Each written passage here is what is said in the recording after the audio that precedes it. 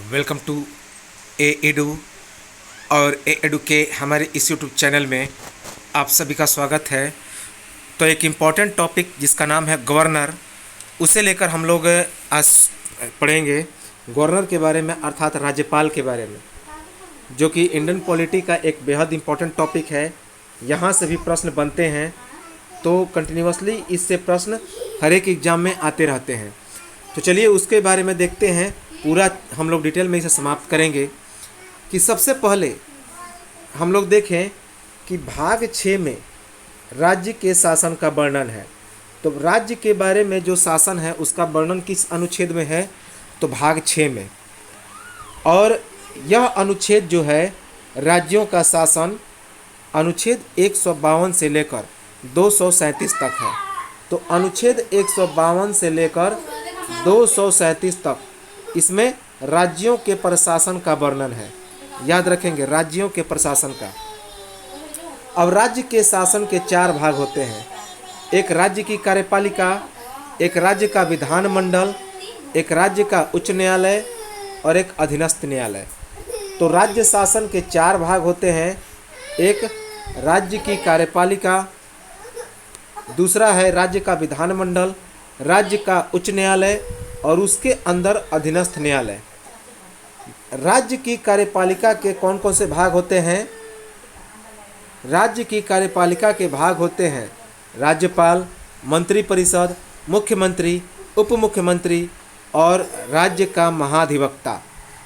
तो राज्य का महाधिवक्ता, उप मुख्यमंत्री, मुख्यमंत्री, मंत्रिपरिषद, राज्यपाल, ये सभी क्या होते हैं कि राज्य के कार्यपालिका के भाग होते हैं।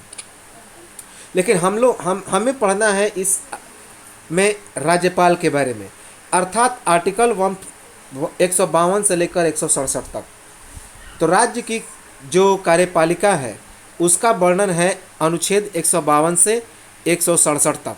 राज्य की कार्यपालिका का वर्णन अनुच्छेद 152 से अनुच्छेद 167 तक है। जबकि राज्यों की विधानमंडल का वर्णन अनुच्छेद 168 से 212 तक है। तो अनुच्छेद 168 से अनुच्छेद 212 तक राज्यों के विधानमंडल का वर्णन है। अब राज्य के विधानमंडल के कितने भाग हैं? तो एक है विधानसभा और दूसरा है विधान परिषद। याद रखेंगे, एक है विधानसभा और दूसरा है विधान परिषद। राज्यों के उच्च न्यायालय का वर्णन अनुच्छेद 214 से 231 तक है। तो राज्यों के उच्च न्यायालय का वर्णन अनुच्छेद 214 से लेकर अनुच्छेद 231 तक है, इम्पोर्टेंट है।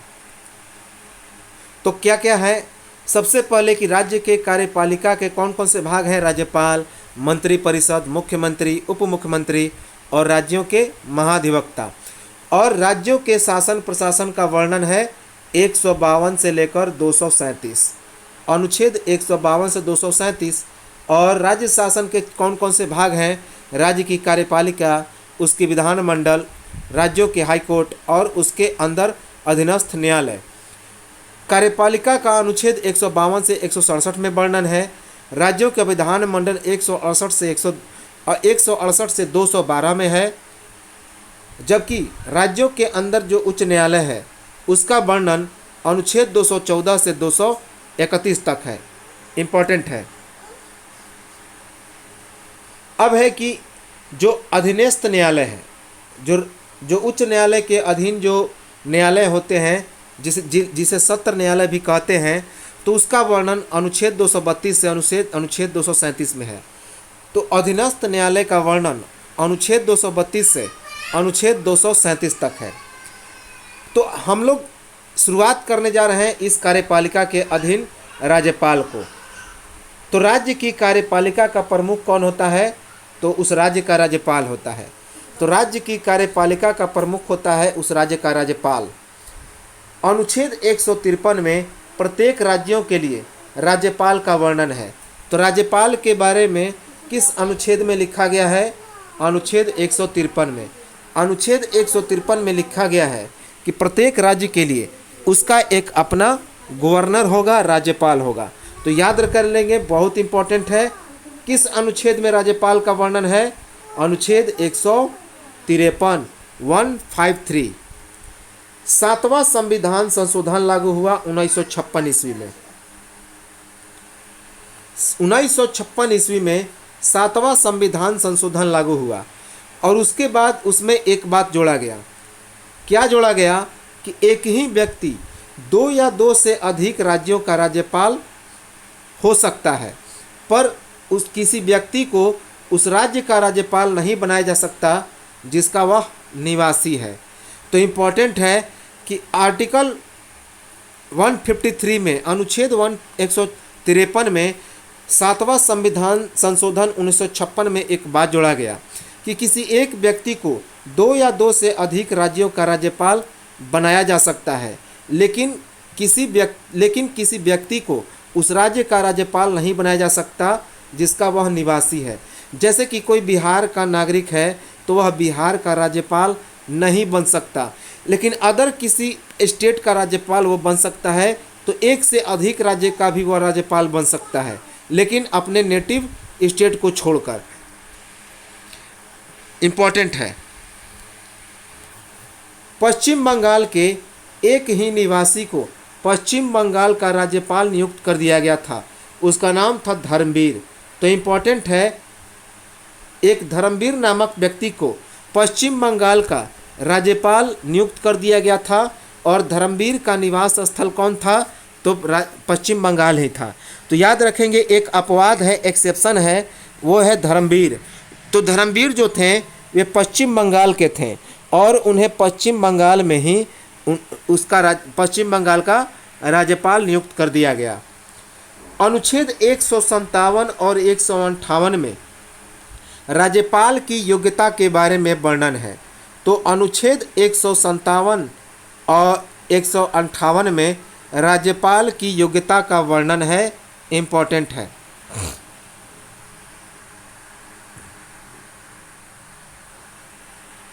अब अनुच्छेद 157 और 158 में क्या लिखा गया? तो 157 में लिखा गया है कि भारत का नागरिक हो और न्यूनतम 35 वर्ष की आयु पूर्ण किया हो। तो सबसे बड़ा इम्पोर्टेंट फैक्ट है कि योग्यता की बात की जाए तो सबसे पहले भारत का नागरिक होना चाहिए और कम से कम आयु कितनी होनी चाहिए? तो 35 वर्ष। तो राज्यपाल बनने के लिए कम से कम मिनिमम आयु 35 वर्ष निर्धारित है और वह व्यक्ति भारत का नागरिक होना चाहिए। यह बात लिखा गया है आर्टिकल 157 में, 157 में। अनुच्छेद 158 में लिखा गया है। तो अनुच्छेद 158 में क्या लिखा गया कि राज्यपाल संसद अथवा राज्य विधान मंडल का सदस्य नहीं होगा। राज्यपाल संसद अथवा राज्य विधान मंडल का सदस्य नहीं होगा और यदि किसी संसद अथवा राज्य विधान मंडल का सदस्य है तो उसे राज्यपाल नियुक्त किया जाता है, तो वह पद ग्रहण की तिथि से उसका स्थान रिक्त माना जाता है। तो इसे समझेंगे कि अनुच्छेद 158 में लिखा गया है कि राज्यपाल संसद अथवा राज्य विधान मंडल का सदस्य नहीं होगा और यदि किसी सांसद अथवा राज्य विधान मंडल का सदस्य को राज्यपाल नियुक्त किया जाता है तो वह पद ग्रहण की तिथि से उसका स्थान रिक्त माना जाएगा, खाली माना जाएगा। कहने का मतलब है कि यदि किसी सांसद अथवा राज्य विधान मंडल के सांसद को यदि राज्यपाल नियुक्त किया जाता है तो वह उस पद पर शून्य माना जाएगा, उस पद का कोई वैल्यू नहीं होगा।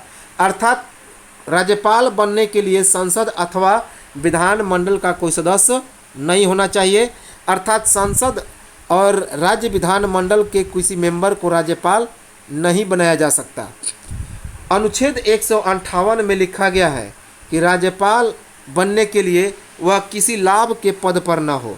तो ये चीज़ें तो हर एक योग्यता में यह वर्णित है। हम लोग इसे देखते आ रहे हैं कि अनुच्छेद 158 में लिखा गया है कि कोई लाभ के पद पर न हो। राज्यपाल के वेतन भत्तों का निर्धारण संसद के द्वारा किया जाता है, इम्पोर्टेंट है, और पद पर रहते हुए उनके वेतन में कभी कमी नहीं की जा सकती। तो वेरी वेरी इंपॉर्टेंट है कि राज्यपाल के वेतन का निर्धारण किसके द्वारा किया जाता है? तो संसद के द्वारा, और पद पर रहते हुए उनके वेतन में कभी कमी नहीं की जा सकती। और वर्तमान में बात की जाए तो राज्यपाल का वेतन कितना है, तो 3,50,000, 3,50,000 रुपये मात्र। तो वर्तमान में 3,50,000 रुपये क्या है, तो राज्यपाल का वेतन है, याद रखेंगे। अब है अनुच्छेद 155। अनुच्छेद 155 में लिखा गया है राज्यपाल की नियुक्ति। अनुच्छेद 155 में लिखा गया है राज्यपाल की नियुक्ति। तो इम्पोर्टेंट है, अनुच्छेद 155 में लिखा गया है कि राज्यपाल की नियुक्ति राष्ट्रपति करता है मंत्री परिषद की सलाह पर। तो राज्यों की मंत्री परिषद की सलाह पर जो राज्यपाल होते हैं उनकी नियुक्ति कौन करता है, तो राष्ट्रपति करता है। तो वेरी वेरी इंपॉर्टेंट, तो पूछा जाएगा कि राज्यपाल की नियुक्ति कौन करता है, तो राष्ट्रपति करता है। वेरी वेरी इंपॉर्टेंट है। 1983 ईस्वी में सरकारिया आयोग का गठन हुआ था। तो वेरी वेरी इंपॉर्टेंट है, 1983 ईस्वी में सरकारिया आयोग का गठन हुआ, जिसकी अध्यक्षता रणजीत सिंह सरकारिया कर रहे थे, जो सर्वोच्च न्यायालय के पूर्व न्यायाधीश थे। और इस आयोग का मुख्य उद्देश्य था केंद्र एवं राज्य संबंधों की जांच करना। तो इम्पोर्टेंट है, तो यह राज्यपाल से संबंधित है, ये सरकारिया आयोग, कि 1983 ईस्वी में एक सरकारिया आयोग का गठन हुआ था, जिसकी अध्यक्षता रणजीत सिंह सरकारिया कर रहे थे, जो सर्वोच्च न्यायालय के पूर्व न्यायाधीश थे। और इस आयोग का मुख्य उद्देश्य क्या था, तो केंद्र और राज्य के संबंधों की जांच करना। 1987 ईस्वी में इस सरकारिया आयोग ने अपना रिपोर्ट पेश किया। तो 4 बरस के बाद 1987 ईस्वी में सरकारिया आयोग ने अपना रिपोर्ट पेश किया। और इस रिपोर्ट में इस आयोग ने क्या लिखा कि राज्यपाल की नियुक्ति के लिए राज्य के मुख्यमंत्री से भी विचार विमर्श करना चाहिए। तो 1987 ईस्वी में जब इस सरकारिया आयोग ने अपना रिपोर्ट सौंपा, तो अपने रिपोर्ट में एक बात दर्ज किया। क्या दर्ज किया कि राज्य के मुख्यमंत्री से विचार विमर्श करके ही राज्यपाल की नियुक्ति की जानी चाहिए। इम्पोर्टेंट है, याद रखेंगे। वर्तमान में राज्यपाल की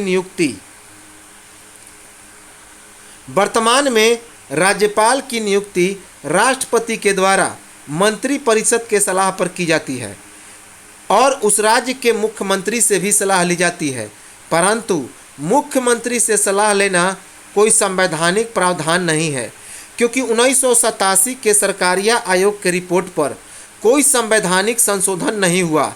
बस 1987 से एक परंपरा चली आ रही है कि राज्यपाल की नियुक्ति के लिए मुख्यमंत्री से सलाह लिया जा रहा है, और परामर्श लिए भी जा सकते हैं और नहीं भी लिए जा सकते हैं। तो याद रखेंगे कि जब जो सरकारिया आयोग ने रिपोर्ट सौंपा 1987 में, उसने क्या कहा कि राज्यपाल की नियुक्ति के लिए मुख्यमंत्री से सलाह लेना जरूरी है, लेकिन यह कोई संवैधानिक नियम नहीं है, अर्थात कोई ज़बरदस्ती नहीं है। यह बात संविधान में नहीं लिखा गया, यह बात मौखिक बोल दिया। सरकारिया आयोग ने इस बात को मौखिकता बोल दिया था। तो इस बात को उसी समय से एक परंपरा सा बन गया। 1987 से यह एक परंपरा बन गया मुख्यमंत्री से सलाह लेने का। तो यही, लेकिन ऐसा कोई ज़रूरी नहीं है, कोई ज़रूरी है कि मुख्यमंत्री से सलाह लिया ही जाए। सलाह लिया भी जा सकता है और नहीं लिया जा सकता, याद रखेंगे, इम्पोर्टेंट है।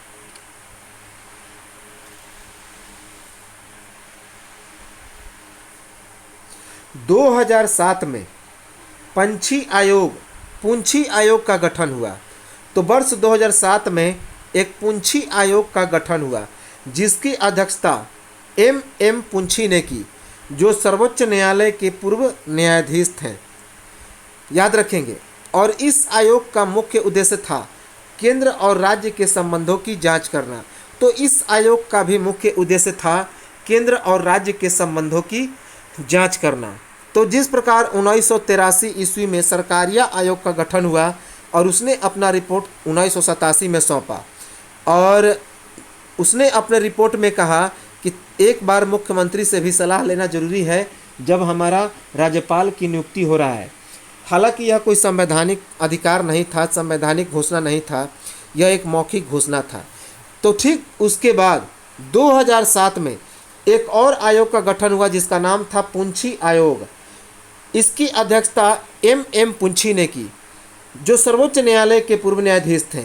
तो जिस प्रकार सरकारिया जो थे वो भी सर्वोच्च न्यायालय के न्यायाधीश थे, तो ये भी पुंछी M पुंछी सर्वोच्च न्यायालय के पूर्व न्यायाधीश थे। और इस आयोग का मुख्य उद्देश्य केंद्र और राज्य के संबंधों की जांच करना था। तो इस आयोग का भी मुख्य उद्देश्य केंद्र और राज्यों के संबंधों की जांच करना था। पुंछी आयोग के बारे में हम लोग देखें तो पुंछी आयोग ने अपना रिपोर्ट पेश किया। पुंछी आयोग ने अपना जब रिपोर्ट पेश किया तो क्या रिपोर्ट पेश किया? पुंछी आयोग ने अपना रिपोर्ट पेश किया। इसने रिपोर्ट में कहा कि राज्यपाल की नियुक्ति के लिए कॉलेजियम व्यवस्था की स्थापना करने की ज़रूरत है। इसने कहा कि राज्यपाल की नियुक्ति के लिए कॉलेजियम व्यवस्था करने की सिफारिश की। किस आयोग ने? तो पुंछी आयोग ने।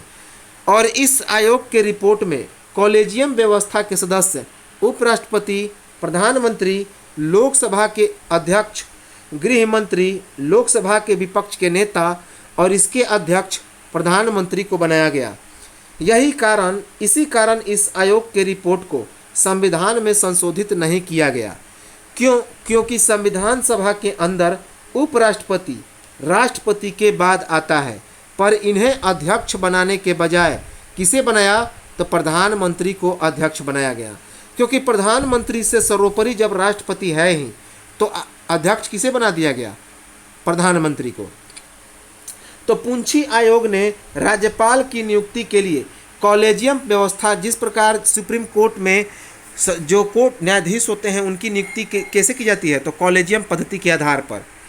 तो उसी प्रकार इसमें यह पुंछी आयोग ने इस राज्यपाल की नियुक्ति के लिए कॉलेजियम व्यवस्था अपनाने की सिफारिश की, जिसके अंतर्गत इस कॉलेजियम पद्धति में उपराष्ट्रपति, प्रधानमंत्री, लोकसभा के अध्यक्ष, गृह मंत्री, लोकसभा के विपक्ष नेता आए थे।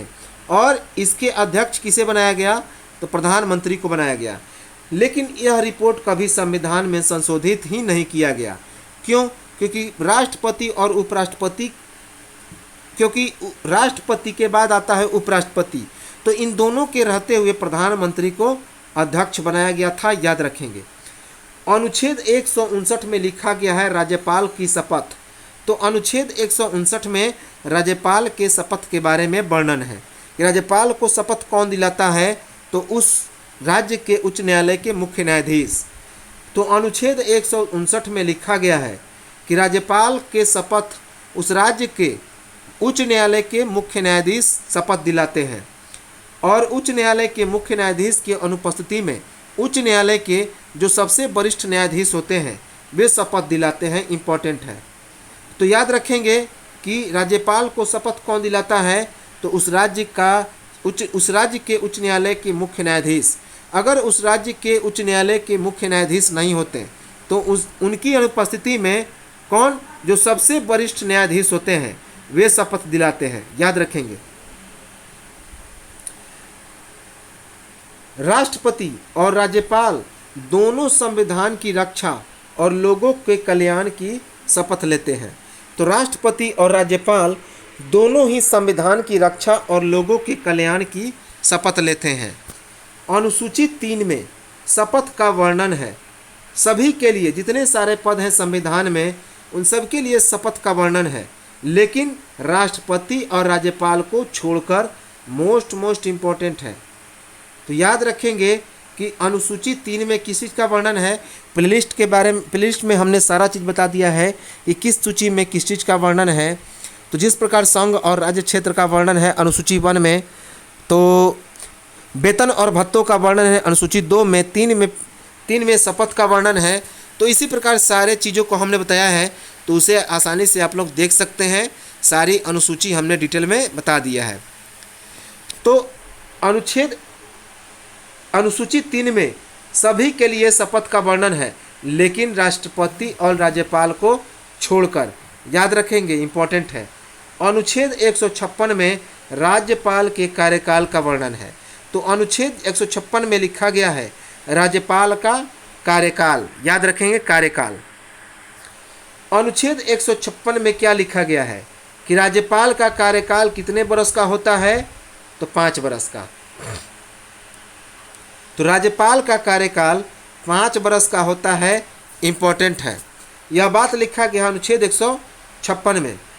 लेकिन राज्यपाल राष्ट्रपति के प्रसाद पर्यंत पर रहता है, अर्थात राष्ट्रपति मंत्रिपरिषद के सलाह पर जब चाहे वह राज्यपाल को उसके पद से हटा सकता है। ये जो राज्यपाल का पद होता है तो डायरेक्टली जो होता है राष्ट्रपति के प्रसाद पर्यंत पर निर्भर करता है, अर्थात राष्ट्रपति जब चाहे तो मंत्रिपरिषद के सलाह पर राज्यपाल को उसके पद से हटा सकता है।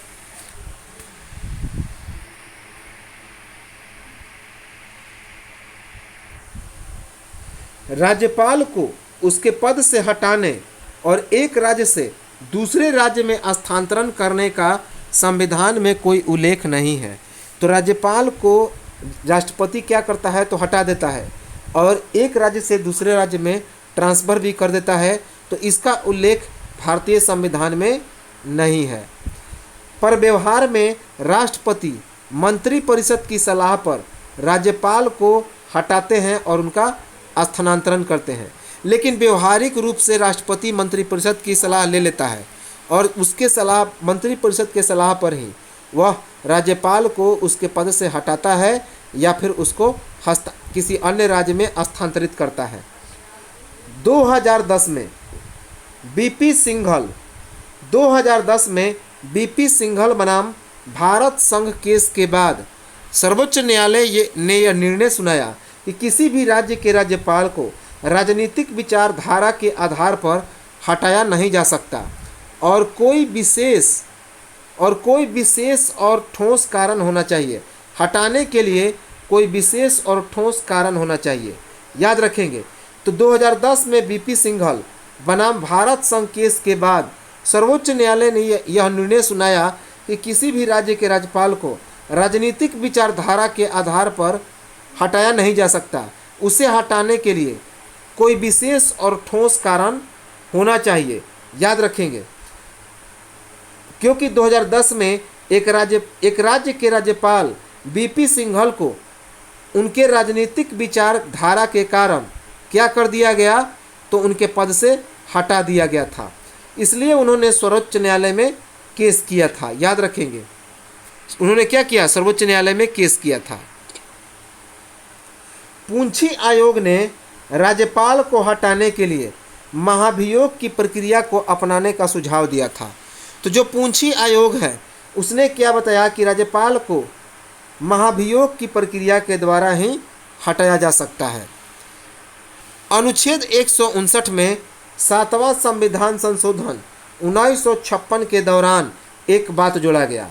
तो अनुच्छेद 158 में 7वें संविधान संशोधन 1956 के दौरान एक बात जोड़ा गया कि जब एक ही व्यक्ति को 2 या 2 से अधिक राज्यों का राज्यपाल नियुक्त किया जाता है तब उसे दिया जाने वाला वेतन और भत्ता उन राज्यों के मध्य किस अनुपात में आवंटित किया जाएगा, इसका निर्णय राष्ट्रपति के द्वारा किया जाएगा। तो 7वें संविधान संशोधन 1956 में एक संशोधन हुआ और एक बात जोड़ा गया कि जब एक ही व्यक्ति को 2 या 2 से अधिक राज्यों का राज्यपाल नियुक्त किया जाता है तो उन्हें जो वेतन और भत्ता होता है वह उन राज्यों के मध्य किस अनुपात में आवंटित किया जाएगा, इसका निर्धारण किसके द्वारा किया जाएगा? तो राष्ट्रपति के द्वारा, याद रखेंगे, राष्ट्रपति के द्वारा। अब है राज्यपाल की शक्तियों के बारे में। तो राज्यपाल की कौन कौन सी शक्तियां हैं वो हम लोग देखें। तो सबसे पहले राज्यपाल की शक्तियां क्या क्या है? पावर ऑफ गवर्नर, याद रखेंगे।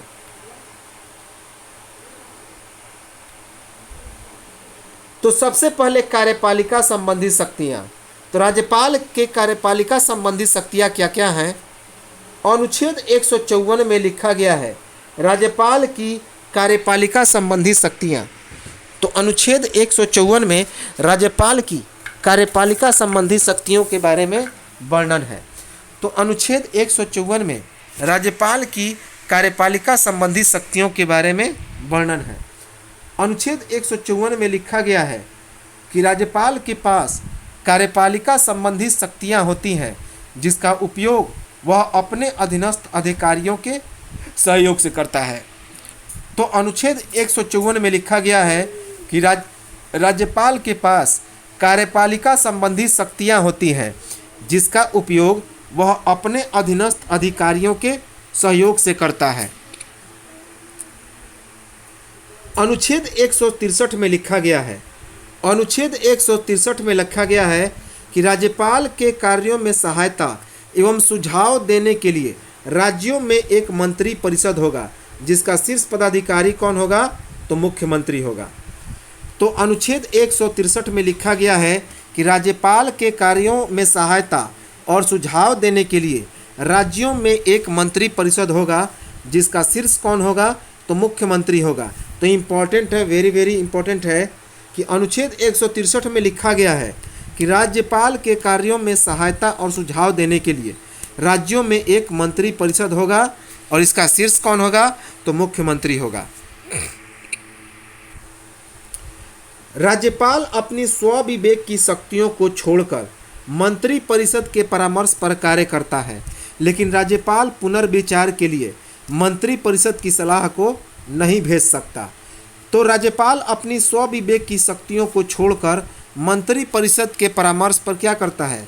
तो कार्य करता है, लेकिन राज्यपाल जो है वह मंत्री परिषद के इस सलाह को भेज भी सकता है और नहीं भी भेज सकता है, अर्थात इसके सलाह को मान भी सकता है और नहीं भी मान सकता। अनुच्छेद 164 में लिखा गया है मुख्यमंत्री एवं अन्य मंत्रियों की नियुक्ति। तो अनुच्छेद 164 में लिखा गया है मुख्यमंत्री एवं अन्य मंत्रियों की नियुक्ति। अनुच्छेद 164 में लिखा गया है कि राज्यपाल मुख्यमंत्री को नियुक्त करता है तथा मुख्यमंत्री की सिफारिश पर अन्य मंत्रियों की भी वह नियुक्ति करता है, याद रखेंगे। तो आर्टिकल 164 में क्या लिखा गया? अनुच्छेद 164 में लिखा गया कि राज्यपाल मुख्यमंत्री को नियुक्ति करता है तथा मुख्यमंत्री के सलाह पर उस राज्य के अन्य मंत्रियों की भी नियुक्ति करता है। अनुच्छेद 164 में एक बात और जोड़ा गया। क्या जोड़ा गया? कि मध्य प्रदेश, छत्तीसगढ़, झारखंड और उड़ीसा के राज्यपाल एक जनजाति मंत्री की भी नियुक्ति करेंगे। तो चूंकि ये जनजाति बहुल क्षेत्र हैं, मध्य प्रदेश, छत्तीसगढ़, झारखंड और उड़ीसा, तो उन आर्टिकल 164 में एक बात और जोड़ा गया कि मध्य प्रदेश, छत्तीसगढ़, झारखंड और उड़ीसा के राज्यपाल इन सभी राज्यों में एक जनजातीय मंत्री की भी नियुक्ति करेंगे। अनुच्छेद 164 में क्या लिखा गया? तो अनुच्छेद 164 में एक बात और जोड़ा गया। अनुच्छेद 164 में क्या लिखा गया? कि 4 राज्यों के राज्यपाल मध्य प्रदेश, छत्तीसगढ़, झारखंड और उड़ीसा। तो अनुच्छेद 164 में लिखा गया कि 4 राज्य मध्य प्रदेश, छत्तीसगढ़, झारखंड और उड़ीसा को अपने अपने राज्यों में एक जनजाति मंत्री की नियुक्ति की जाती है, पर संविधान निर्माण के समय केवल 3 राज्य मध्य प्रदेश, बिहार और उड़ीसा का जिक्र ही था 164 में, क्योंकि जो 94वां संविधान संशोधन लागू हुआ 2005, तो उसके बाद बिहार की जगह छत्तीसगढ़ और झारखंड को जोड़ दिया गया, क्योंकि ये बिहार से अलग होकर राज्य बने थे। याद रखेंगे, जहाँ पे जनजातियाँ हैं और ये राज्य पहले कहाँ पे थे? तो बिहार में थे। तो अनुच्छेद 164 में लिखा गया है कि 4 राज्यों के राज्यपाल मध्य प्रदेश, छत्तीसगढ़, झारखंड और उड़ीसा को अपने अपने राज्यों में एक जनजातीय मंत्री की ये क्या करते हैं? अपने अपने राज्यों में एक जनजातीय मंत्री की नियुक्ति करते हैं। पर संविधान निर्माण के समय केवल 3 राज्य मध्य प्रदेश, बिहार और उड़ीसा का ही अनुच्छेद 164 में जिक्र था। क्यों? क्योंकि उस समय बिहार में ही छत्तीसगढ़ और झारखंड थे। लेकिन वर्ष 2006 में जब 94वां संविधान संशोधन लागू हुआ, तो उस समय बिहार की जगह छत्तीसगढ़ और झारखंड को क्या कर दिया गया? जोड़ दिया गया, क्योंकि ये बिहार से अलग होकर एक अलग राज्य बने थे जहाँ पे जनजातियाँ हैं, और ये जनजातियाँ पहले कहाँ पे थे, तो बिहार में ही थे। राज्यपाल मुख्यमंत्री एवं अन्य मंत्रियों को शपथ भी दिलाते हैं। तो राज्यों के राज्यपाल क्या करते हैं, शपथ भी दिलाते हैं। अनुसूची 2 अनुसूची 3 के अनुसार अभी हमने देखा मुख्यमंत्रियों एवं अन्य मंत्रियों को अनुच्छेद 166 में लिखा गया है। तो बहुत इंपॉर्टेंट है, ये चीज़ पूछे जाते हैं। अनुच्छेद 164 में लिखा गया है कि राज्य के राज्यपालिका संबंधी सभी जो कार्य होते हैं वे राज्यपाल के नाम से किए जाते हैं। तो याद रखेंगे, हालांकि मुख्यमंत्री क्या करता है, सारा काम करता है, लेकिन राज्यों के राज्यपाल के नाम से ही सारे काम किए जाते हैं। तो अनुच्छेद 166 में लिखा गया है कि राज्य के कार्यपालिका संबंधी जितने सारे कार्य होते हैं वे राज्यपाल के नाम से ही किए जाते हैं। इम्पोर्टेंट है। अनुच्छेद 167 काफ़ी इम्पोर्टेंट है। अनुच्छेद 167 में लिखा गया है कि राज्यपाल मुख्यमंत्री से राज्य प्रशासन और विधायी विषयों में जानकारी प्राप्त कर सकते हैं। तो इम्पोर्टेंट है, अनुच्छेद 167 में लिखा गया है कि राज्यपाल मुख्यमंत्री से राज्य प्रशासन और विधायी विषयों के संदर्भ में जानकारी प्राप्त कर सकते हैं। अर्थात राज्यपाल जो है वह मुख्यमंत्री से उसके राज्य के प्रशासन और उसके विधि व्यवस्था अर्थात विधायिक विषयों के बारे में जानकारी प्राप्त कर सकता है।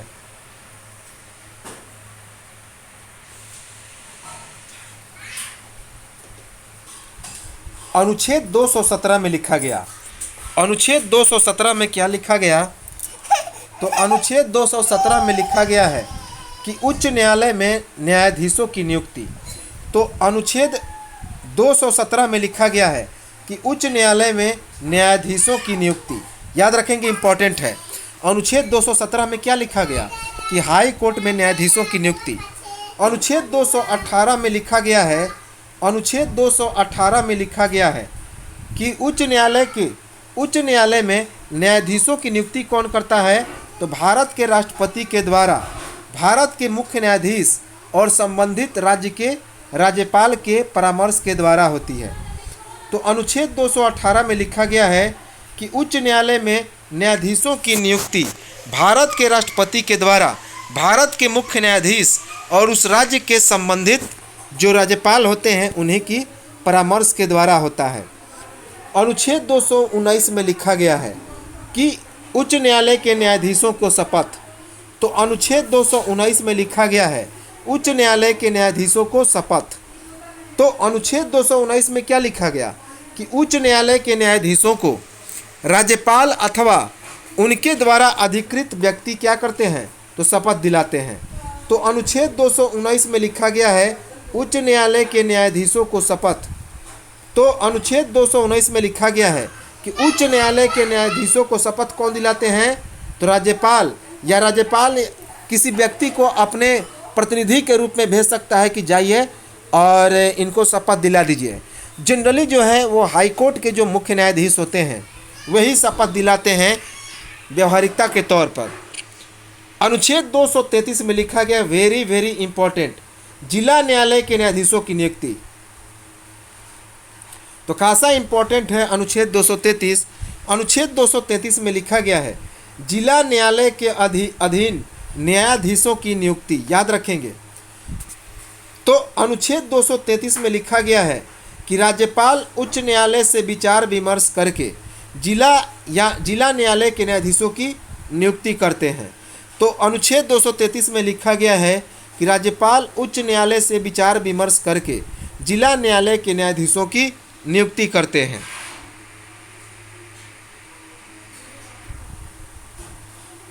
अनुच्छेद 234 में क्या लिखा गया, अनुच्छेद 234 में लिखा गया है कि जिला न्यायाधीश के अलावा अन्य न्यायिक अधिकारियों की भी नियुक्ति कौन करता है, तो राज्यपाल करता है। तो अनुच्छेद 234 में लिखा गया है कि जिला न्यायाधीश के अलावा अन्य न्यायिक अधिकारियों की भी नियुक्ति करता है कौन, तो राज्यपाल। अनुच्छेद 234 में लिखा गया है, अनुच्छेद 234 में लिखा गया कि राज्यपाल जिला न्यायाधीश के अलावा अन्य अधिकारियों की नियुक्ति उच्च न्यायालय और राज्य लोक सेवा आयोग के परामर्श से करता है। तो अनुच्छेद 234 में लिखा गया है कि जो राज्यपाल होता है वह जिला न्यायाधीशों के अलावा अन्य न्यायिक अधिकारियों की नियुक्ति उस राज्य के उच्च न्यायालय और उस राज्य के लोक सेवा आयोग के परामर्श से करता है। इसके बाद हम लोग देखते हैं राज्यपाल की स्वविवेक शक्तियाँ। स्वविवेक का मतलब होता है जो अपना दिमाग लगा के वह क्या करता है, तो अपने शक्तियों का इस्तेमाल करता है। तो स्वविवेक शक्तियाँ क्या हैं? तो राज्यपाल के पास राष्ट्रपति से बहुत ज़्यादा स्वविवेक शक्तियाँ हैं। तो राज्यपाल के पास राष्ट्रपति से बहुत ज़्यादा स्वविवेक की शक्तियाँ होती हैं। तो राष्ट्रपति के पास भी बहुत सारी स्वविवेक की शक्तियाँ होती हैं, लेकिन उनसे भी ज़्यादा शक्तियाँ होती है स्वविवेक किसकी? राज्यपाल की। राज्यपाल के पास दो प्रकार की स्वविवेक की शक्तियाँ हैं। तो राज्यपाल के पास दो प्रकार की स्वविवेक की शक्तियाँ हैं, इम्पोर्टेंट हैं। कौन कौन सी है? तो एक तो है संविधान में स्पष्ट रूप से लिखित और दूसरा है परिस्थितिकी जनक। तो याद रखेंगे कि राज्यपाल के पास दो प्रकार की स्वविवेक शक्तियाँ हैं। एक है संविधान में, जो एक संविधान में स्पष्ट रूप से लिखित है, और दूसरा है परिस्थितिकी जनक। अर्थात एक पहले से ही वर्णन है कि आप इस प्रकार के विवेक का इस्तेमाल कर सकते हैं, और दूसरा है जैसा परिस्थिति उसी के अनुसार राज्यपाल अपनी विवेक का इस्तेमाल कर सकता है। अब देखिए कि अनुच्छेद 200 में क्या लिखा गया, इम्पोर्टेंट है। तो अनुच्छेद 200 में लिखा गया है, अनुच्छेद 200 में लिखा गया कि जब कोई विधेयक राज्यपाल के पास आता है तो उस विधेयक को राज्यपाल क्या कर सकता है। तो खासा इम्पोर्टेंट है, वेरी वेरी इम्पोर्टेंट। अनुच्छेद 200 में लिखा गया है कि जब कोई विधेयक राज्यपाल के पास आता है तो राज्यपाल उस विधेयक को क्या कर सकता है, स्वीकृति दे सकता है, या फिर पुनर्विचार के लिए विधानमंडल के पास भेज सकता है, या फिर न तो वह स्वीकृति देगा न ही अस्वीकृति देगा। अर्थात वह क्या कर सकता है, उसे डिले कर सकता है, चुपचाप रख देगा, या राष्ट्रपति के पास भेज सकता है यदि वह विधेयक कहाँ से हो, तो केंद्र से संबंधित हो। तो अनुच्छेद 200 में लिखा गया है राज्यपाल के विधेयक संबंधी अधिकार। तो जब भी कोई विधेयक राज्यपाल के पास आता है तो राज्यपाल उसे क्या कर सकता है, तो उसे स्वीकृति दे सकता है, या पुनर्विचार के लिए राज्य विधानमंडल के पास भेज सकता है, या फिर न तो स्वीकृति दे सकता है या नहीं अस्वीकृति देगा, और या फिर वह राष्ट्रपति को पास भेज देगा यदि वह मामला कैसे हो, तो वह विधेयक यदि केंद्र से संबंधित हो। याद रखेंगे।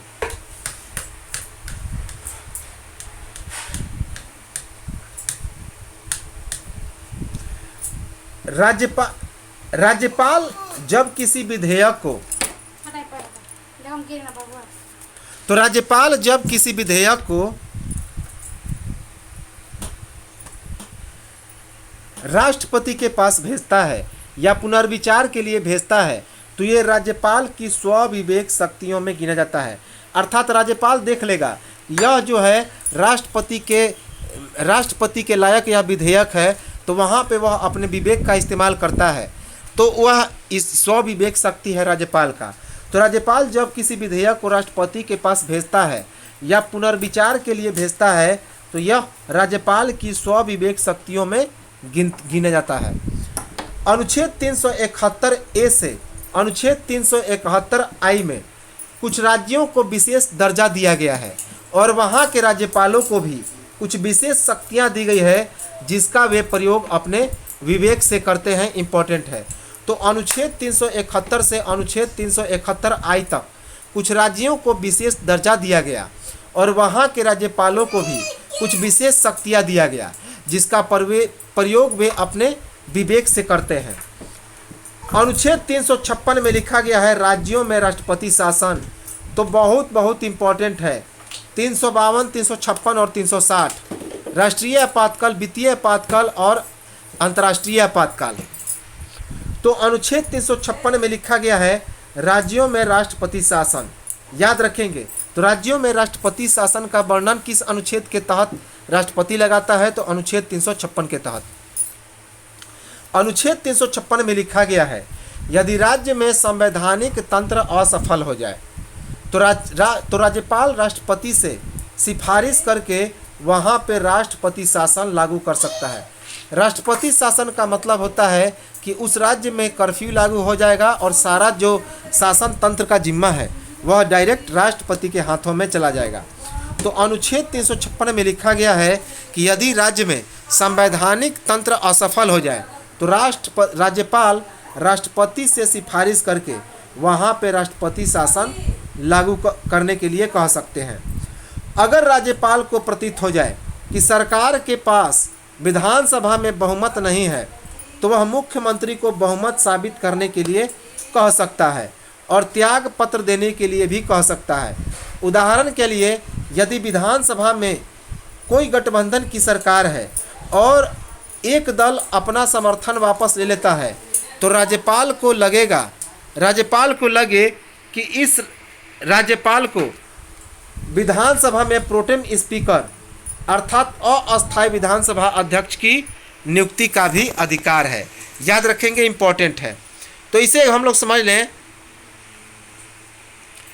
कि अगर राज्यपाल को ऐसा लग जाता है कि सरकार के पास विधानसभा में बहुमत नहीं रह पाता तो वह मुख्यमंत्री को बहुमत साबित करने के लिए कह सकता है और त्याग पत्र देने के लिए भी कह सकता है। उदाहरण के लिए, यदि विधानसभा में कोई गठबंधन की सरकार है और एक दल अपना समर्थन वापस ले लेता है और राज्यपाल को लगे कि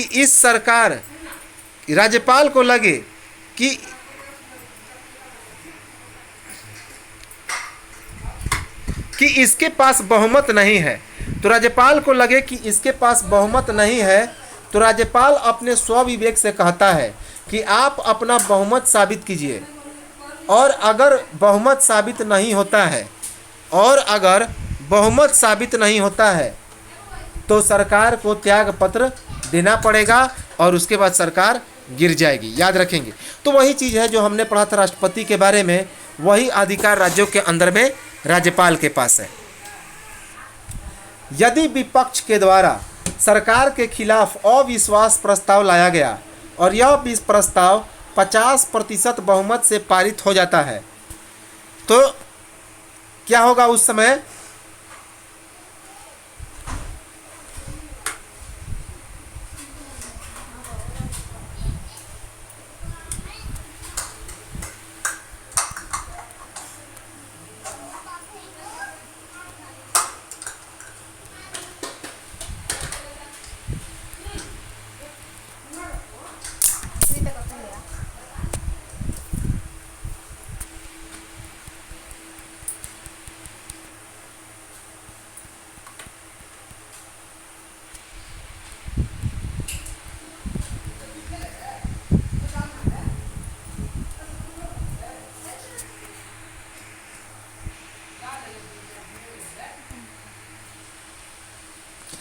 तो यदि विपक्ष के द्वारा सरकार के खिलाफ अविश्वास प्रस्ताव लाया जाता है तो अविश्वास प्रस्ताव जब लाया जाता है तो यह प्रस्ताव, अगर विपक्ष के द्वारा सरकार के खिलाफ अविश्वास प्रस्ताव लाया गया और यह प्रस्ताव 50% बहुमत से पारित हो गया तो पूरी मंत्रिपरिषद को क्या करना पड़ेगा? त्याग पत्र दे देना पड़ेगा। और अगर मंत्रिपरिषद त्याग पत्र नहीं देते तो राज्यपाल मंत्रिपरिषद को क्या करेगा? भंग कर देगा। और अगर कोई दूसरी सरकार बनने के लिए तैयार हो गया या कोई दूसरा दल यह दावा करे कि मैं अपना सरकार बना सकता हूं तो राज्यपाल उस दल को सरकार बनाने का न्योता दे सकती है और उसके नेता को मुख्यमंत्री का शपथ दिला सकती है। तो वही है जो राष्ट्रपति के द्वारा जो अधिकार है, हमने इसे पढ़ा भी है। तो राज्य में यही बात है राज्यपाल के द्वारा। यदि विधानसभा चुनाव में किसी भी दल को पूर्ण बहुमत नहीं मिलता है तो राज्यपाल अपने विवेक से किसी भी दल को सरकार बनाने का आमंत्रण दे सकता है। तो यदि विधानसभा चुनाव में किसी भी दल को पूर्ण बहुमत नहीं मिलता तो राज्यपाल अपने विवेक से किसी भी दल को सरकार बनाने का आमंत्रण दे सकता है और उस दल के नेता को मुख्यमंत्री की शपथ दिलाता है और बहुमत साबित करने के लिए कुछ समय देता है। तो यही चीज़ है, यह चीज़ हम लोग पढ़े थे राष्ट्रपति में। वह केंद्र के जो हमारा लोकसभा था तो उसमें जो कार्य था यही काम करता था राष्ट्रपति, तो वही काम करता है कौन? राज्यों के अंदर में राज्यपाल, याद रखेंगे। इसके बाद है 1967 ईस्वी में 1967 ईस्वी में राजस्थान विधानसभा का चुनाव हुआ था। तो 1967 ईस्वी में राजस्थान विधानसभा का चुनाव हुआ था। उस समय किसी भी दल को पूर्ण बहुमत नहीं मिला और कुछ दलों ने मिलकर एक गठबंधन को तैयार कर लिया जिसका नाम था संयुक्त मोर्चा। और विपक्ष में थी कौन? कांग्रेस की सरकार। और कांग्रेस के पास संयुक्त मोर्चा से कम सीट थी, अर्थात संयुक्त मोर्चा जो थी बहुमत में थी। पर उस समय के राजस्थान के राज्यपाल संपूर्णानंद ने कांग्रेस की सरकार को मुख्यमंत्री बनाने का न्योता दे दिया। तो एक उदाहरण है कि 1967 ईस्वी में राजस्थान विधानसभा का चुनाव हुआ था। उस समय किसी भी दल को पूर्ण बहुमत राजस्थान में प्राप्त नहीं हुआ था और कुछ दलों ने मिलकर एक गठबंधन तैयार कर लिया जिसका नाम था संयुक्त मोर्चा। और विपक्ष में किसकी सरकार थी? तो कांग्रेस की। विपक्ष में कांग्रेस की सरकार थी और कांग्रेस के पास संयुक्त मोर्चा से कम सीट थी, अर्थात संयुक्त मोर्चा जो था वह बहुमत में था। पर उस समय के राजस्थान के तत्कालीन राज्यपाल थे संपूर्णानंद और उन्होंने कांग्रेस की सरकार को मुख्यमंत्री बनाने का न्योता दे दिया, याद रखेंगे। अब हम लोग एक केस के बारे में चर्चा करते हैं। तो केस क्या है, खासा इम्पोर्टेंट है। उस केस को हम लोग देखें 2018 के कर्नाटक विधानसभा में। तो 2018 के कर्नाटक विधानसभा चुनाव में भारतीय जनता पार्टी को 104 सीटें मिली थी और कांग्रेस को 78 सीटें मिली थी और जनता दल को 37 सीटें मिली थी। और इस चुनाव का परिणाम आने के बाद कांग्रेस और जनता दल ने गठबंधन की सरकार बनाने का निर्णय लिया और जनता दल के एक नेता एम कुमार स्वामी को मुख्यमंत्री बनाने का भी निर्णय ले लिया गया। पर उस समय के कर्नाटक के राज्यपाल थे वजुभाई वाला। तो उस समय कर्नाटक के राज्यपाल थे वजुभाई वाला। उन्होंने कांग्रेस और जनता दल के गठबंधन की बहुमत होने के बावजूद भारतीय जनता पार्टी को सरकार बनाने का न्योता दे दिया और भारतीय जनता पार्टी के एक नेता BS येदियुरप्पा को मुख्यमंत्री की शपथ दिला दी गई और भारतीय जनता पार्टी को 15 दिन का समय दे दिया गया। पर इसके विरोध में कांग्रेस और जनता दल की गठबंधन की सरकार ने सर्वोच्च न्यायालय में क्या कर दिया? केस कर दिया। और अगले दिन सर्वोच्च न्यायालय ने अपने फैसले में कहा कि 15 दिन के बजाय समय को घटाकर कितना कर दिया जाए? 24 घंटा। तो सुप्रीम कोर्ट ने 15 दिन के बजाय उस समय को घटाकर 24 घंटा कर दिया। पर सर्वोच्च न्यायालय ने राज्यपाल के फैसले को क्या किया?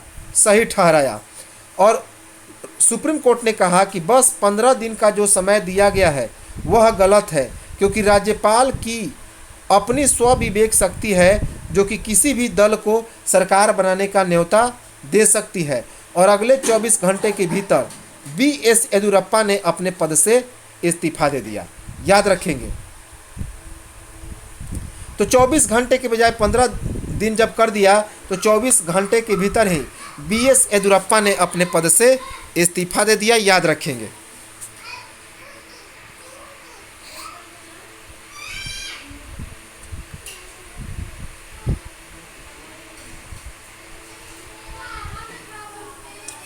अब देखिए, राज्यपाल को विधानसभा में प्रोटेम स्पीकर अस्थायी विधानसभा अध्यक्ष की भी नियुक्ति का अधिकार है। तो राज्यपाल को विधानसभा में प्रोटेम स्पीकर अर्थात अस्थायी विधानसभा अध्यक्ष को नियुक्ति करने का भी अधिकार है। राज्यपाल प्रोटेम स्पीकर किसे कहते हैं? जो विधानसभा के अस्थायी अध्यक्ष होते हैं उन्हें प्रोटेम स्पीकर कहते हैं। तो राज्यपाल प्रोटेम स्पीकर को शपथ भी दिलाता है, याद रखेंगे। अनुच्छेद 174 में लिखा गया है कि राज्यपाल विधानमंडल का अधिवेशन बुलाता है, सत्रावसान करता है तथा विधानसभा को विघटित भी कर सकता है, भंग कर सकता है। तो अनुच्छेद 174 में लिखा गया है, इम्पोर्टेंट है, कि राज्यपाल विधानमंडल का अधिवेशन बुलाता है, सत्रावसान करता है अर्थात सत्र को समाप्त करता है और विधानसभा को वह भंग भी करता है। अनुच्छेद 175 में लिखा गया है कि राज्यपाल विधानमंडल को संबोधित कर सकता है और विधानमंडल में अपना संदेश भेज सकता है। तो अनुच्छेद 175 में लिखा गया है कि राज्यपाल विधानमंडल को संबोधित कर सकता है और विधानमंडल में अपना संदेश भी भेज सकता है। अनुच्छेद 176 में लिखा गया है, इम्पोर्टेंट है, अनुच्छेद 176 में लिखा गया है कि राज्यपाल विधानसभा चुनाव के बाद के पहले सत्र को तथा हर वर्ष के प्रथम सत्र को अनिवार्य रूप से संबोधित करता है। तो अनुच्छेद 176 में लिखा गया है कि राज्यपाल विधानसभा चुनाव के बाद के पहले सत्र को और हर वर्ष के प्रथम सत्र को अनिवार्य रूप से संबोधित करेगा। याद रखेंगे। अनुच्छेद 191 में लिखा गया है, तो इम्पोर्टेंट है अनुच्छेद 191। तो अनुच्छेद 191 में लिखा गया है कि विधानमंडल के सदस्यों की योग्यता। तो अनुच्छेद 191 में क्या लिखा गया है? विधानमंडल के सदस्यों की अयोग्यता के बारे में लिखा गया है कि विधानमंडल के सदस्य किन किन रूपों में अयोग्य माने जाएंगे। तो कैसे? लाभ के पद लेने पर, तो लाभ का पद लेने पर विधानमंडल के सदस्य क्या हो जाएंगे? अयोग्य हो जाएंगे। दिवालिया या मानसिक रूप से विकृति हो जाने पर, तो दिवालिया या पागल हो जाने पर, मानसिक रूप से विकृति हो जाने पर, ये चीज़ें तो हम लोग देखते आ रहे हैं। भारत की नागरिकता चली जाने पर और दल बदल के आधार पर, तो एक दल बदल अर्थात एक व्यक्ति जो है एक पार्टी को छोड़ के दूसरे पार्टी में चला जाता है, इसी को दल बदल कहते हैं। तो अनुसूची 10 में इसका वर्णन है दल बदल का। याद रखेंगे। 52वें संविधान संशोधन 1885 को इसकी क्या हुई थी? तो इसका 1985 को इसको लागू किया गया था। तो अनुच्छेद 191 में लिखा गया है विधानमंडल के सदस्यों की अयोग्यता। क्या क्या अयोग्यता, किस प्रकार से अयोग्य घोषित होगा? तो लाभ का पद लेने पर, दिवालिया या मानसिक रूप से विकृति हो जाने पर, भारत की नागरिकता चले जाने पर और दल बदल के आधार पर।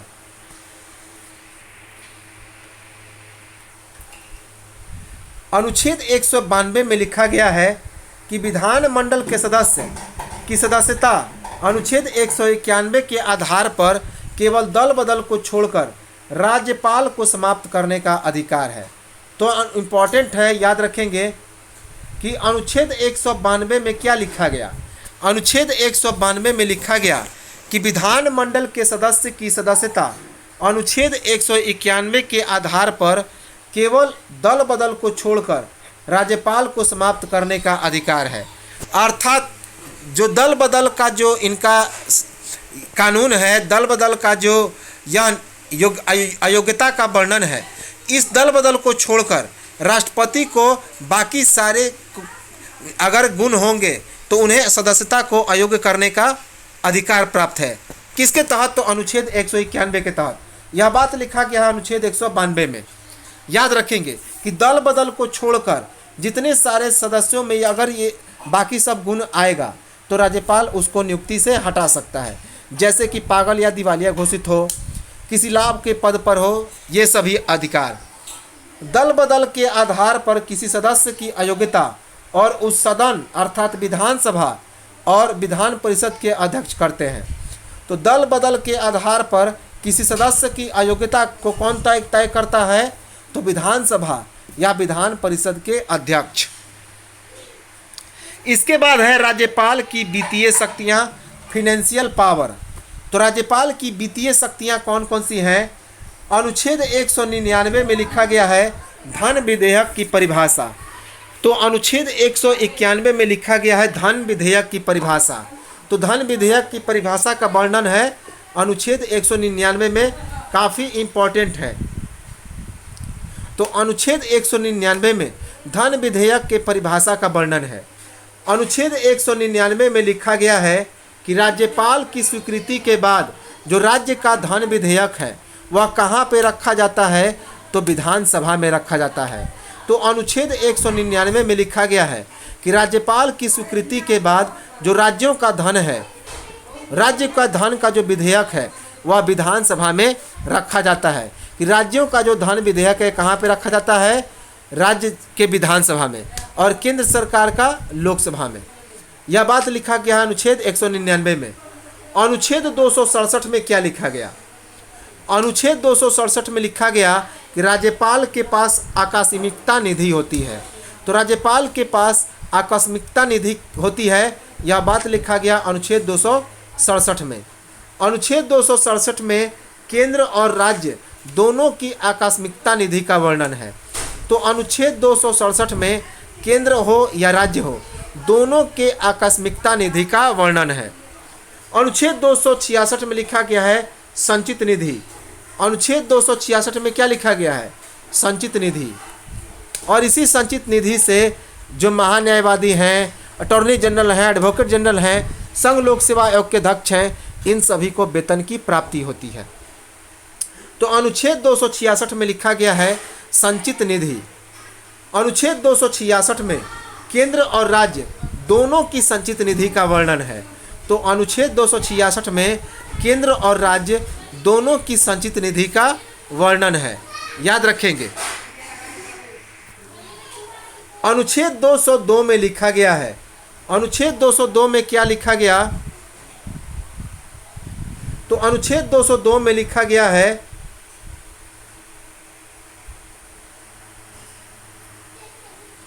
कि राज्यपाल प्रत्येक वित्तीय वर्ष के प्रारंभ में वित्त मंत्री के द्वारा वार्षिक वित्तीय विवरण अर्थात बजट विधानमंडल के समक्ष प्रस्तुत करता है। तो अनुच्छेद 202 में क्या लिखा गया है कि राज्यपाल के द्वारा बजट की प्रस्तुति। तो राज्यपाल के द्वारा बजट के बारे में वर्णन है किस अनुच्छेद में? अनुच्छेद 202 में। तो इसमें लिखा गया है कि राज्यपाल प्रत्येक वित्तीय वर्ष के प्रारंभ में वित्त मंत्री के द्वारा वार्षिक वित्तीय विवरण अर्थात बजट जो है वह विधानमंडल के समक्ष रखता है। राज्यपाल ग्राम पंचायतों एवं नगर पालिकाओं की वित्तीय स्थिति की समीक्षा के लिए हर 5 वर्ष पर वित्त आयोग का गठन करता है। तो राज्यपाल ग्राम पंचायतों एवं नगर पालिकाओं की वित्तीय स्थिति की समीक्षा के लिए हर 5 वर्ष पर वित्त आयोग का गठन करता है, इम्पोर्टेंट है। अब है राज्यपाल की न्यायिक शक्तियाँ। तो राज्यपाल की न्यायिक शक्तियाँ क्या क्या हैं? तो राज्यपाल की न्यायिक शक्तियाँ हैं, अनुच्छेद 161 में लिखा गया, अनुच्छेद 161 में लिखा गया है कि राज्यपाल के क्षमादान की शक्ति, अर्थात राज्यपाल क्या कर सकता है? तो क्षमादान कर सकता है। तो जिस प्रकार राष्ट्रपति जो है वह फांसी की सज़ा को भी माफ़ कर सकता है, क्षमादान कर सकता है, तो सेम टू सेम वही है राज्यपाल के पास राज्यों के अंदर में शक्ति, अर्थात क्षमादान करने की शक्ति उसी के पास है। अनुच्छेद 161 में लिखा गया है, क्या लिखा गया कि राज्यपाल को भी राष्ट्रपति के भांति क्षमादान करने की शक्तियां प्राप्त है, लेकिन राज्यपाल मृत्यु दंड को माफ नहीं कर सकता। तो राष्ट्रपति के पास है वह मृत्यु दंड को माफ कर सकता है, लेकिन राज्यपाल मृत्यु दंड को माफ नहीं कर सकता, परंतु मृत्यु दंड को आजीवन कारावास में बदल सकता है या उसके सजा को कम कर सकता है। मृत्यु दंड को पूर्णतः माफ करने का अधिकार राष्ट्रपति के पास है। यह बात लिखा गया है अनुच्छेद 161 में। तो अनुच्छेद 161 में क्या लिखा गया? अनुच्छेद 161 में लिखा गया है कि राज्यपाल किसी भी जो व्यक्ति है उसके मृत्यु दंड को माफ़ नहीं कर सकता, क्षमादान कर सकता है। तो अर्थात क्षमादान करने की शक्तियों का वर्णन है अनुच्छेद 161 में, याद रखेंगे। लेकिन राज्यपाल मृत्यु दंड को पूर्णतः माफ़ नहीं कर सकता, पर मृत्यु दंड को आजीवन कारावास में बदल सकता है, कम कर सकता है, या फिर उस आजीवन कारावास के बदले कुछ और दंड का प्रावधान कर सकता है। मृत्यु दंड को पूरी तरह से माफ़ करने का अधिकार राष्ट्रपति के पास है, याद रखेंगे, इम्पोर्टेंट है। अब देखिए कि राज्यपाल राज्य के विश्वविद्यालय के कुलपतियों की नियुक्ति करते हैं। जबकि राज्यपाल केंद्र के विश्वविद्यालय के कुलपतियों की नियुक्ति करते हैं, राष्ट्रपति। तो इम्पोर्टेंट है वेरी वेरी कि राज्यपाल क्या करता है कि राज्यों के जो विश्वविद्यालय होते हैं उनके कुलपतियों की नियुक्ति करते हैं, लेकिन राष्ट्रपति जो केंद्र स्तर के जो यूनिवर्सिटी होते हैं, विश्वविद्यालय होते हैं, उनके कुलपतियों की नियुक्ति करता है। तो राष्ट्रपति केंद्र के कुलपति की नियुक्ति करता है, जबकि राज्यपाल राज्य के विश्वविद्यालय के कुलपतियों की नियुक्ति करता है। राज्यपाल राज्य के विश्वविद्यालय के कुलाधिपति होते हैं, अर्थात चांसलर होते हैं। तो जो राज्यपाल होते हैं वे राज्य के विश्वविद्यालय के कुलाधिपति अर्थात चांसलर होते हैं। इम्पॉर्टेंट है। अनुच्छेद 165 में लिखा गया है, राज्यपाल राज्य के महाधिवक्ता अर्थात एडवोकेट जनरल की नियुक्ति करता है और शपथ दिलाता है। तो हम लोग पढ़े थे जब महाधिवक्ता के बारे में 165 में लिखा गया है राज्य के महाधिवक्ता अर्थात एडवोकेट जनरल के बारे में। तो इस अनुच्छेद 165 में लिखा गया है कि जो राज्यपाल होता है वह राज्यपाल अपने राज्य की जो महाधिवक्ता होते हैं उसकी नियुक्ति करते हैं और उसके शपथ दिलाते हैं। यह बात लिखा गया अनुच्छेद 165 में। राज्य के महाधिवक्ता राज्यपाल के प्रसाद पर्यंत पर होते हैं, क्योंकि राज्यपाल राज्य के मंत्री परिषद की सलाह पर राज्य के महाधिवक्ता को उनके पद से कभी भी हटा सकते हैं। तो राज्य के महाधिवक्ता राज्यपाल के प्रसाद पर्यंत पर निर्भर होते हैं क्योंकि जो राज्यपाल होते हैं वे राज्य के मंत्री परिषद की सलाह पर राज्य के महाधिवक्ता को उनके पद से कभी भी हटा सकते हैं। अब है राज्यपाल की व्यवस्थापिका संबंधी शक्तियां। तो राज्यपाल की व्यवस्थापिका संबंधी क्या क्या शक्तियां हैं उसे हम लोग देखें। तो राज्यपाल की व्यवस्थापिका संबंधी शक्तियां याद रखेंगे। व्यवस्थापिका संबंधी शक्तियां अनुच्छेद 168 में लिखा गया है कि राज्यपाल राज्य की विधायिका का अभिन्न अंग होता है। तो अनुच्छेद 168 में क्या लिखा गया कि राज्य जो राज्यपाल होता है उस राज्य के विधायिका का एक अभिन्न अंग होता है। और अनुच्छेद 333 में लिखा गया है कि राज्यपाल को विधानसभा में एक आंग्ल भारतीय सदस्य को मनोनीत करने का अधिकार है। तो VVI है, यह चीज़ दिमाग में नोट कर लेंगे। आर्टिकल 333 तो अनुच्छेद 333 में क्या लिखा गया कि राज्यपाल को विधानसभा में एक आंग्ल भारतीय सदस्य मनोनीत करने का अधिकार है।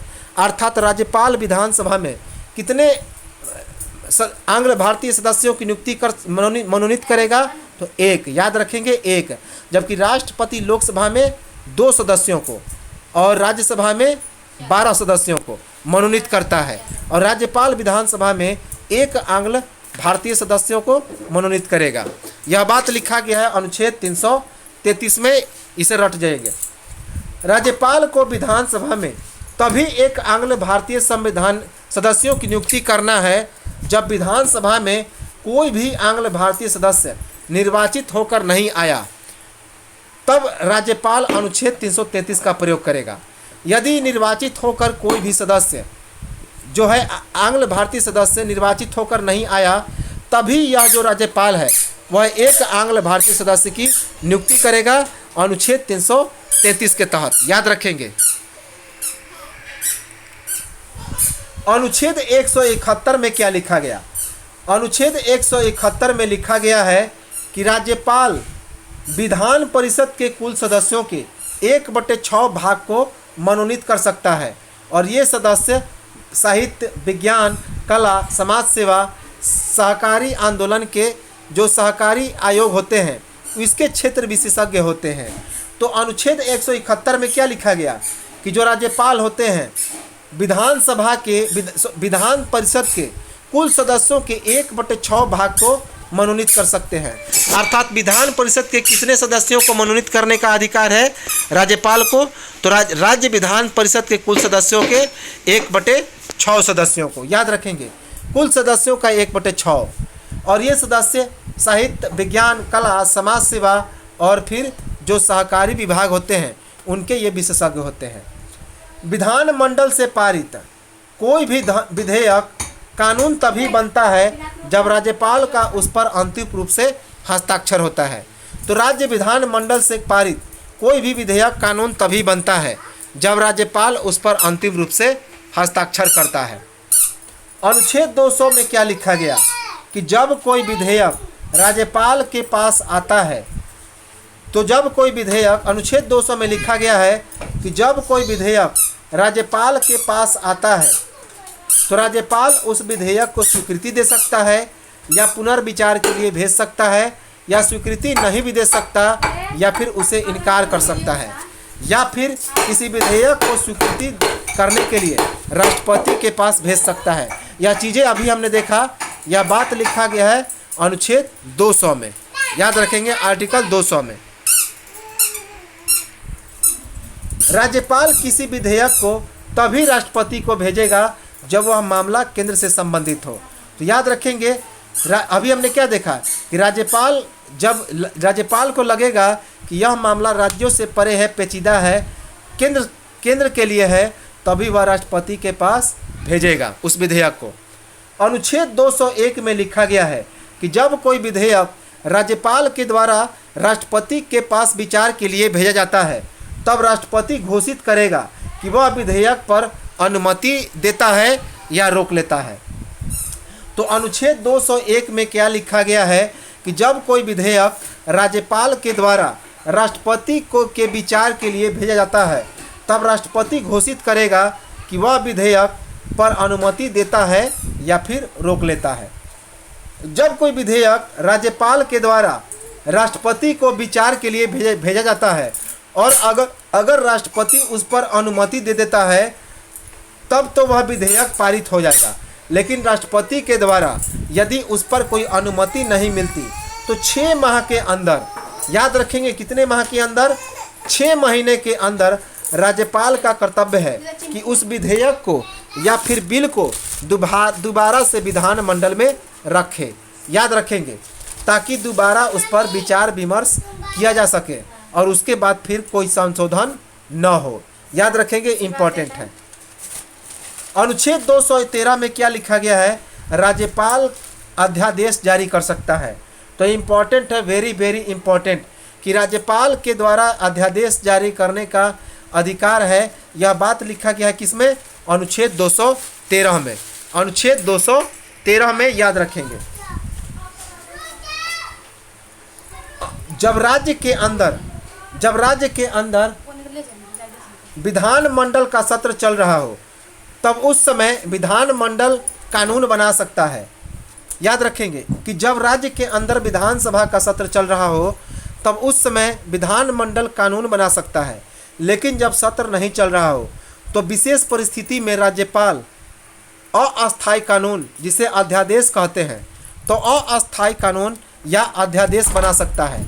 और उन्हीं विषयों पर राज्यपाल अध्यादेश जारी करेगा जिन विषयों पर विधानमंडल को कानून बनाने का अधिकार है। यह भी लिखा गया है अनुच्छेद 213 में। तो अनुच्छेद 213 में क्या लिखा गया है, राज्यपाल अध्यादेश जारी कर सकता है।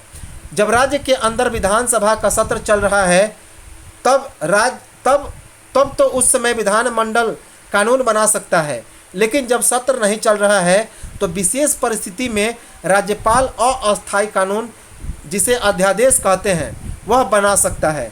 और उन्हीं विषयों पर राज्यपाल अध्यादेश जारी करेगा जिन विषयों पर विधानमंडल को कानून बनाने का अधिकार है। याद रखेंगे, इम्पोर्टेंट है। तो ये तो था हमारा राज्यपाल, काफ़ी इम्पोर्टेंट है, यहाँ से प्रश्न बनते हैं। तो चलिए इसे रिपीट कर देखते रहें, सुनते रहें, और मिलेंगे हम लोग अगले वीडियो में और चर्चा करेंगे कुछ और फैक्ट इंडियन पॉलिटी को लेकर। तब तक नमस्कार, जय हिंद।